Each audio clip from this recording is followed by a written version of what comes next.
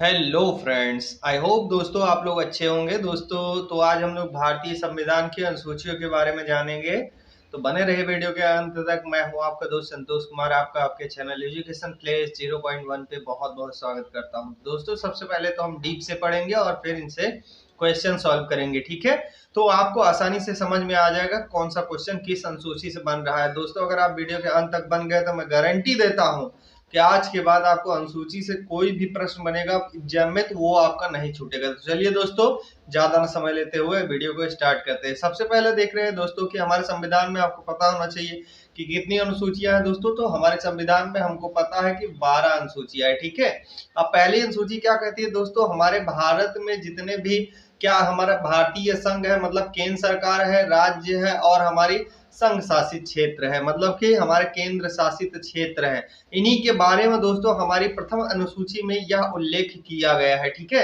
अगला बात कर लेते हैं दोस्तों, दूसरी अनुसूची क्या कहती है। दूसरी अनुसूची कहती है कि भाई हमारे हमारे यहाँ जितने भी पदाधिकारी है, ठीक है, चाहे हमारे राष्ट्रपति हो गए, चाहे हमारे उपराष्ट्रपति हो गए, चाहे हमारे लोकसभा अध्यक्ष, उपाध्यक्ष, राज्यसभा के सभापति, उपसभापति हो गए, तो इन सभी के वेतन के बारे में दोस्तों इसमें उल्लेख किया गया है दूसरी अनुसूची में। तो आप देख सकते हैं कि दूसरी अनुसूची सिंपल सा आपको याद रखना है कि अगर हम किसी जैसे आप मान लीजिए सेलेक्ट हो जाते हैं अपने सरकारी जॉब में, जो भी आप जिसकी भी तैयारी कर रहे हैं, तो आप उसमें सबसे पहले जाएंगे तो क्या पूछेंगे भाई कि हमको कितना वेतन मिलेगा।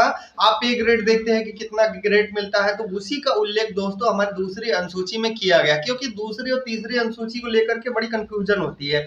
तो हमको ये याद रखना है कि पहले हम क्या करते हैं, पहले जाते हैं तो हम पता करते हैं हमारा वेतन कितना, और दूसरी अनुसूची में दोस्तों हम लोग तीसरी अनुसूची में हम लोग शपथ ग्रहण करते हैं। क्या करते हैं, शपथ ग्रहण करने के बारे में उल्लेख किया गया है तृतीय अनुसूची में, और इसी को हम इसमें जानते हैं। वही जितने हमारे पदाधिकारी द्वितीय अनुसूची में दोस्तों वेतन व भत्ते की बात की गई है, उन्हीं के यहाँ पर शपथ की बात की गई है। अगला प्रश्न देखते हैं दोस्तों। अगला जो हमारी चौथी अनुसूची है वो क्या कहती है, ये कहती है दोस्तों कि हमारे यहाँ जो क्या कहते हैं अनुसूचित जाति क्षेत्र है, अनुसूचित जात राज्य है, या क्या कहते हैं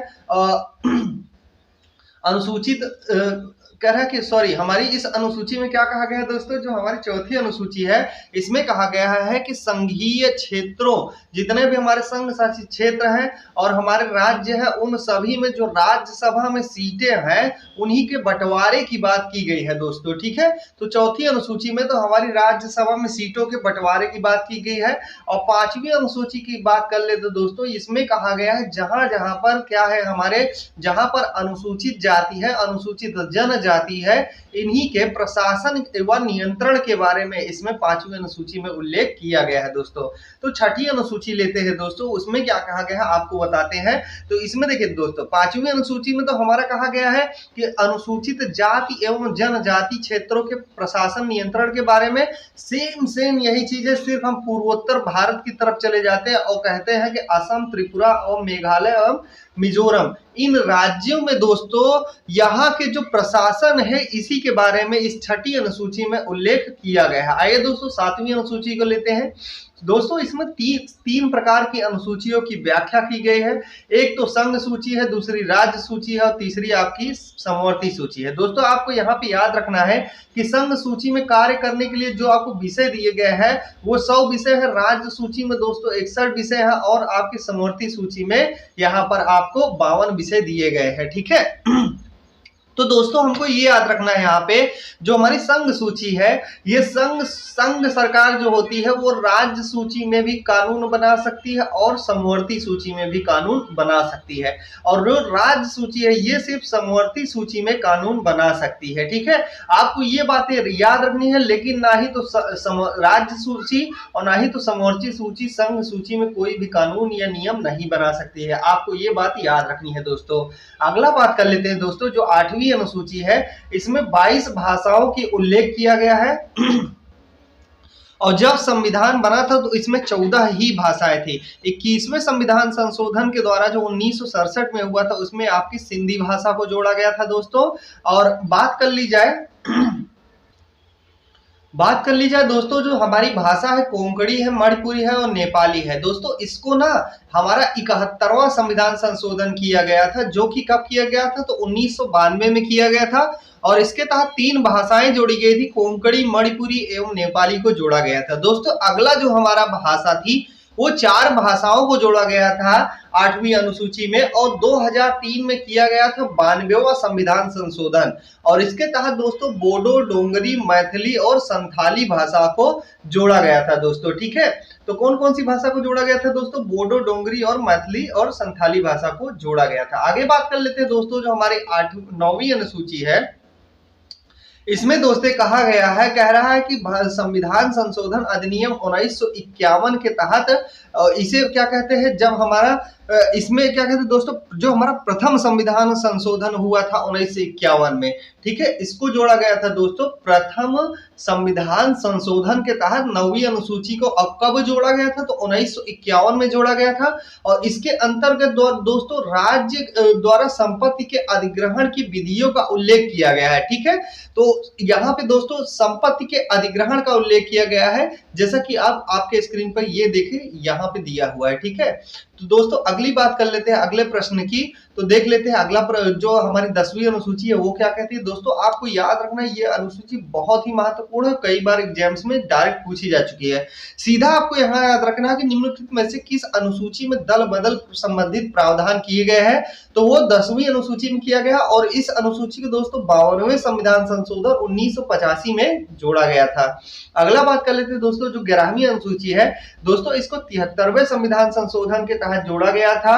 और क्या कहते हैं, इसको 73वें संविधान संशोधन के तहत जोड़ा गया था। और दूसरा नंबर बात कर लेते हैं दोस्तों, कब जोड़ा गया था, तो इसको 1993 में जोड़ा गया था। और इसमें पंचायती राज को कार्य करने के लिए दोस्तों 29 विषय दिए गए हैं। ठीक है दोस्तों, अगला बात कर लेते हैं 12वीं अनुसूची दोस्तों, और ये लास्ट अनुसूची है। इसके बाद हम लोग क्वेश्चन सॉल्व करेंगे और आप देखिएगा कि आप आसानी से क्वेश्चंस को सॉल्व कर लेंगे दोस्तों। हमारे संविधान में संशोधन 74वां हुआ था, जिसके तहत दोस्तों क्या कहते हैं, हमारी ये 1993 में ही दोस्तों ये संशोधन हुआ था, 73वां 74वां दोनों। ठीक है, और इसी के तहत में दोस्तों क्या कहते हैं, यहाँ पे जो शहरी क्षेत्र में निकाय होती है उन्हें कार्य करने के लिए 18 विषय प्रदान किए गए हैं दोस्तों। ठीक है, तो अब हम लोग दोस्तों देखिए क्वेश्चंस को सॉल्व करेंगे और आप देखेंगे कि आप कितनी आसानी से क्वेश्चंस को सॉल्व कर लेंगे दोस्तों।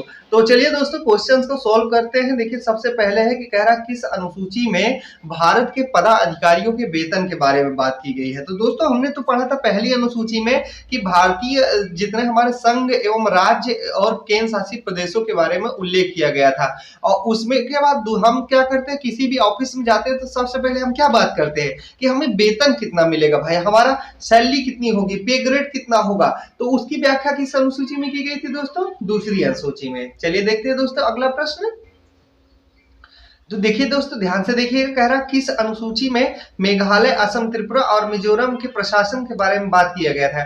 तो दोस्तों हमने पढ़ा था कि 5वीं अनुसूची में अनुसूचित जाति एवं अनुसूचित जनजाति की व्याख्या की गई थी। और 6ठी अनुसूची में दोस्तों कहा गया था कि असम, मेघालय, त्रिपुरा के प्रशासन के बारे में उल्लेख किया गया है। तो दोस्तों ये भी क्वेश्चन आई होप कि आप लोगों को अच्छी तरह से कर लिया होगा सॉल्व।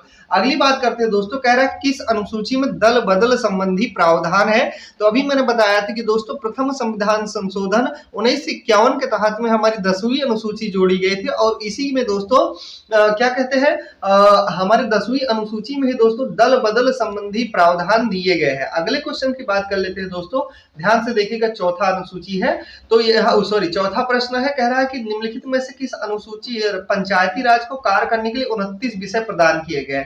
तो हमने देखा था दोस्तों कि पंचायती राज को कार्य करने के लिए जो क्या कहते हैं 52वां संविधान संशोधन हुआ था, और क्या कहते हैं 1985 में, जबकि 11वीं अनुसूची जोड़ी गई थी। और इसी में पंचायती राज को कार्य करने के लिए 29 विषय प्रदान किए गए हैं दोस्तों। अगले प्रश्न की बात कर लेते हैं दोस्तों, 5वां प्रश्न है, कह रहा किस अनुसूची में 3 अनुसूचियों मतलब कि संघ सूची, राज्य सूची एवं समवर्ती सूची की का उल्लेख किया गया है। तो हमने पढ़ा था दोस्तों कि 7वीं अनुसूची में ऐसा किया गया है। संघ सूची को दोस्तों वहां पे 100 विषय दिए गए थे कार्य करने के लिए। और दोस्तों राज्य सूची को क्या है, वहां पर राज्य सूची को दोस्तों 61 विषय दिए गए थे। और जो समवर्ती सूची है दोस्तों, इसे 52 विषय कार्य करने के लिए दिए गए हैं। और इनके उल्लेख दोस्तों किस अनुसूची में किया गया है, तो दोस्तों यहाँ पे क्या कहते हैं आपका क्या है, संघ सूची 7वीं अनुसूची में किया गया है। अगले की बात कर लेते हैं दोस्तों।